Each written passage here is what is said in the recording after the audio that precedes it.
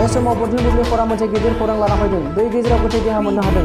बाक्सा जिल्लानि सालबारि थानानि सिङाव थानाय आनन्द बाजार आउटप'स्ट साउदरबिटा अथिलापारा गामिनि थागिबि खुना खेरखाथेर मुंनि गोथै देहा मोननो हादों। आरो बे समाव नखरनि सुबुंफोरा फोरमायनाय बायदिब्ला मैया मोनाबिलि समावनो गावनि फोथाराव माइ नायहैनो थांनायाव गादलिना जिउ जोबदों होननानै सन्देह खालामदों। आरो दायो बे समाव गोथै देहाखौ पस्टमर्टेम खालामनो आनन्द बाजार आउटप'स्टआव लांबाय होननानै खौरां सफैदों। बे समाव बरथिं बुब्लिफोरा मोनसे गिदिर खौरां लाना फैदों। दै गेजेराव गोथै देहा मोननो हादों। बाक्सा जिल्लानि सालबारि थानानि सिङाव थानाय आनन्द बाजार आउटप'स्ट साउदरबिटा अथिलापारा गामिनि थागिबि खुना खेरखाथेर मुंनि गोथै देहा मोननो हादों। आरो बे समाव नखरनि सुबुंफोरा फोरमायनाय बायदिब्ला मैया मोनाबिलि समावनो गावनि फोथाराव माइ नायहैनो थांनायाव गादलिना जिउ जोबदों होननानै सन्देह खालामदों।